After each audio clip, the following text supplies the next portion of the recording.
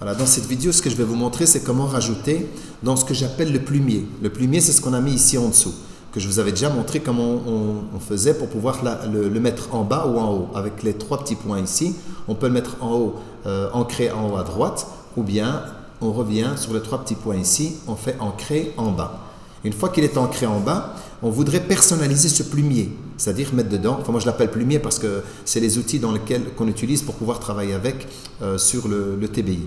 Donc ici je vais aller me mettre où il y a enregistré et je vais rajouter le fait que le navigateur de page, parce que souvent plusieurs le suppriment, enfin le ferment par inadvertance, et puis pour le récupérer il faut aller dans aperçu et puis il faut aller ici navigateur. Et vous avez également pour la bibliothèque des pages ici, de ressources, dans lesquelles on a la page qui nous permettait de pouvoir mettre ces lignes qui sont situées, enfin ces lignes de droite dans notre cas. Après, vous avez aussi bien sûr les lignes pour les mettre du côté gauche ici. Donc pour arriver à ce stade-là, comment on peut faire pour avoir un raccourci plus rapide? Je ferme ça, comme ça vous allez voir comment ça fonctionne. C'est-à-dire que je vais rajouter le lien ici au lieu d'aller cliquer dans Aperçu navigateur. Je vais dans Fichier, Configuration.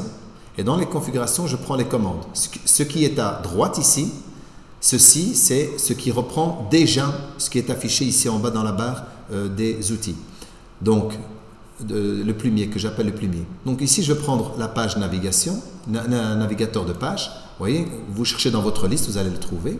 Vous cliquez là où vous voulez le placer, c'est-à-dire que moi, j'ai envie de le placer juste après le bouton enregistrer. Je clique là, je fais ajouter, automatiquement, il s'ajoute ici en bas.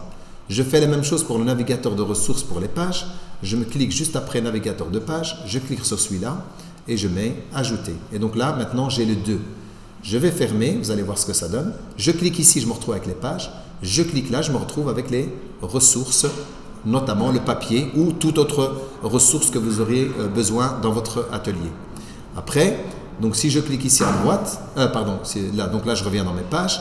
Je vais maintenant vous montrer par exemple si je les livre, le livre qui est ici avec plusieurs pages et je voudrais avoir une facilité pour les pages, je peux cliquer, au lieu de cliquer dans cette icône-ci qui permet d'afficher en ligne continue, je le mets ici en système de mosaïque et donc là ça me permet de voir toutes les pages et je peux ainsi voyager et aller beaucoup plus rapidement sur la page qui m'intéresse. Je pourrais aussi décider de le fermer ou bien d'épingler pour qu'il puisse rester caché là et quand je viens à côté il vient s'afficher lui-même.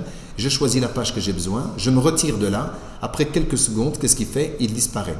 Ou bien en allant cliquer là, j'ai les pages qui arrivent d'elles-mêmes et je peux ainsi choisir la page qu'il me faut et puis après un certain laps de temps elle part toute seule. Voilà, ça vous permettra d'avoir beaucoup plus facile pour aller chercher vos pages, laisser ce navigateur toujours caché pour avoir beaucoup plus de place pour travailler, notamment quand je suis ici, vous voyez, comme ça j'ai ma page que je peux bien sûr, ici en haut à droite, ajuster sur toute la largeur pour profiter pleinement du tableau et avoir le plus possible d'espace pour pouvoir écrire et ainsi que pour les pages du livre que je peux aussi ajuster sur sa largeur et ainsi monter et visualiser. Et si je veux changer de page, je reviens dans mes pages de navigation et je vais choisir la page qui me concerne. Je m'éloigne à droite avec ma souris et ça donne le temps au navigateur de disparaître et ainsi je peux travailler sur mon document et me consacrer vraiment sur la matière que j'ai envie de montrer aux élèves sans devoir afficher tout le reste. Envoyer.